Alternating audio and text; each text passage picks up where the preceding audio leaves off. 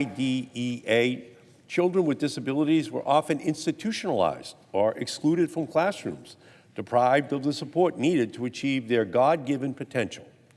IDEA changed that by guaranteeing every child, regardless of ability, the right to a free and appropriate public education. The IDEA said that every child is worthy of reaching their full potential, and that the federal government ought to provide the resources to make that possible. Massachusetts, the birthplace of public education, first passed state law, Section 766, which established the high legal standard that would be adapted and expanded federally as IDEA. I was proud to vote for that bill, Section 766, as a state representative, one of my first votes in my career. And that bill then became the model for the entire country.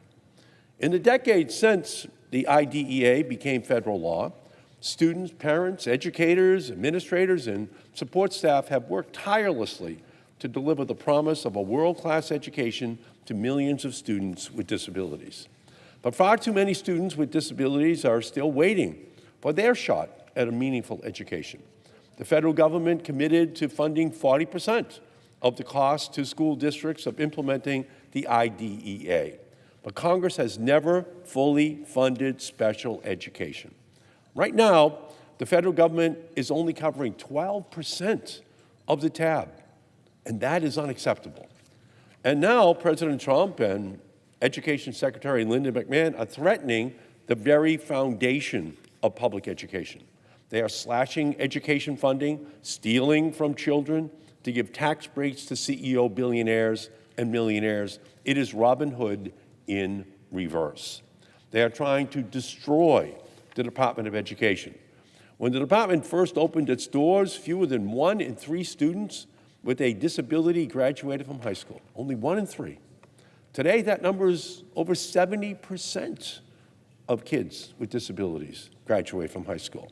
But instead of fighting to make that 100%, Trump and McMahon are attempting to send education for students with disabilities back to the Stone Age. In their big ugly bill, Trump and the MAGA Republicans doing his bidding also slashed Medicaid, which covers over $8 billion in school-based health services delivered to students. Medicaid funding is the 4th largest federal funding stream for public schools.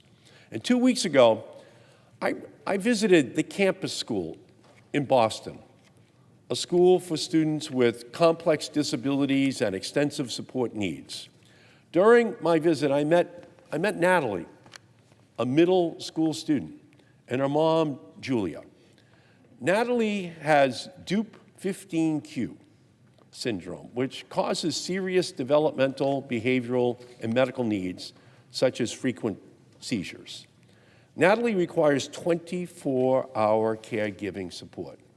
Natalie's story demonstrates how crucial the IDEA is and how devastating Trump and MAGA Republican cuts will be to the families around the country. In April of 2023, Natalie and her mom moved to Massachusetts to seek out a safe, accessible education for her, which she was not receiving in her home state. The implementation of IDEA and outcomes for students with disabilities vary dramatically across state lines. Now Natalie is receiving the support she needs to flourish. Her school has set up an individual education plan with goals for her academic achievement, occupational therapy, communication, and motor skills.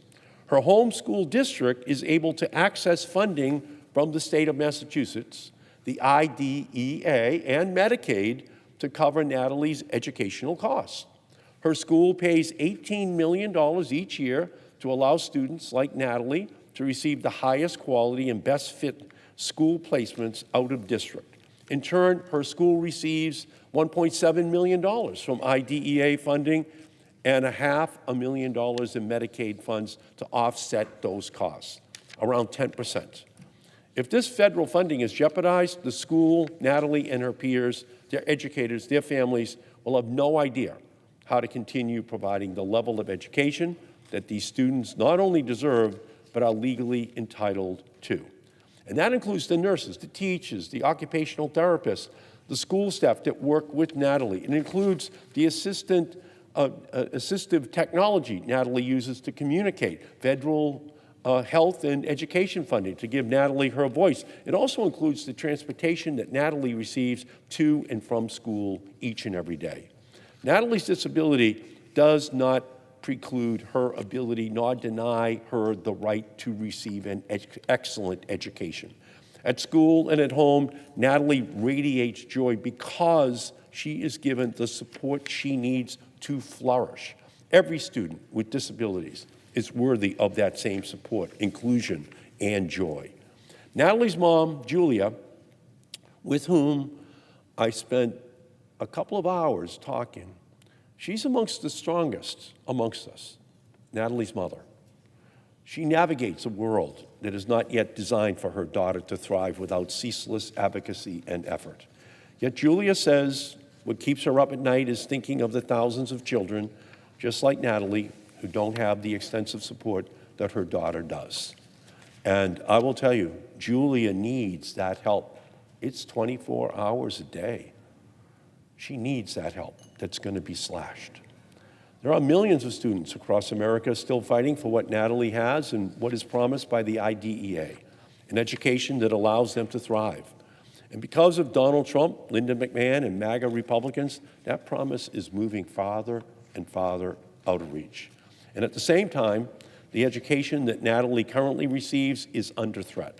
Natalie, her mom, her teachers, her school administrators, they all want to ensure Natalie receives a world-class education. But a vision without funding is an hallucination. If the federal funding and protections backstopping education for students with disabilities stops flowing, as insufficient as they may be right now, we will see a nationwide regression. And we cannot let that happen to Natalie or to any child in our country. They deserve our nation's support. As we look ahead to the next 50 years of IDEA, our moral obligation to students with disabilities must not waver. We must finally fully fund the IDEA. We must forcefully reject the Trump administration's continued attacks on public education. And ultimately, we must make sure that every child in America, no matter what state they live in, is given the opportunity to excel and to thrive. This anniversary is a call to action. Children are only 25% of our population, but they're 100% of our future. We must fight for them every single day. Natalie is a story that all of us must be aware of.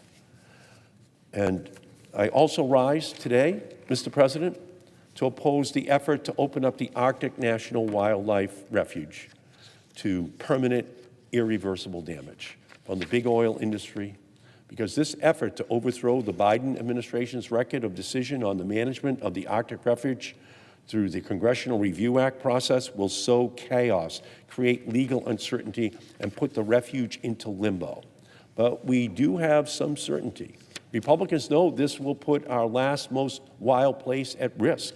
It will put the rare caribou, polar bears, and wildlife that they call as home, the refuge. It will put that refuge at risk. The Gwich'in people have said over and over that it puts their way of life at risk.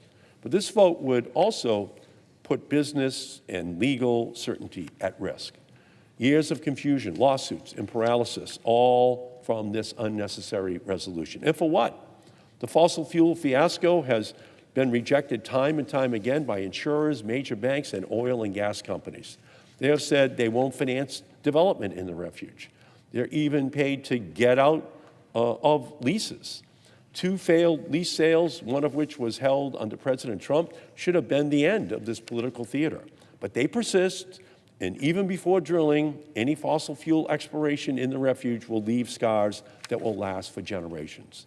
Instead of tackling our affordability crisis, instead of fighting the climate crisis, instead of protecting healthcare programs or fighting for the needs of special education students, this is what Republicans want to vote on: an attempted favor for big oil executives. This CRA resolution would jeopardize the Arctic Refuge, the greatest intact wildlife refuge in our nation. It would jeopardize our chance at a livable future, and it would jeopardize the Gwich'in people's way of life.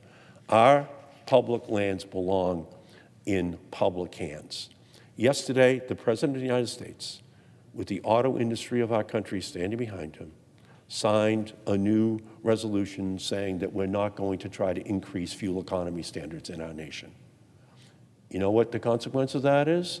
They want to just put a big gas station up on the Arctic refuge, and we'll just start drilling for more oil because we don't want to make our vehicles more efficient. We're going to cede the future to Chinese all-electric vehicles and just pull out of the race in order to compete with them.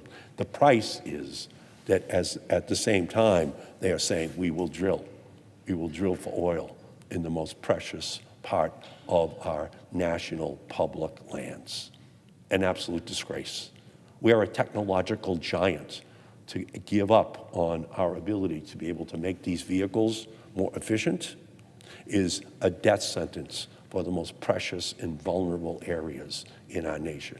It is completely and totally irresponsible, immoral, and it is going to wind up with scarred oil fields all across these refuges that unfortunately were completely and totally avoidable. And yesterday, President Trump signed, in many ways, the death warrants for all of these precious areas in our country because he pulled out of a race to increase the fuel economy standards where we put the oil in the vehicles that we drive. So, Mr.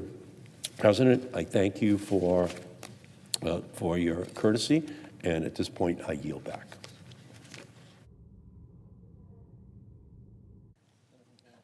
Senator from Florida. Last week, across America, we were shocked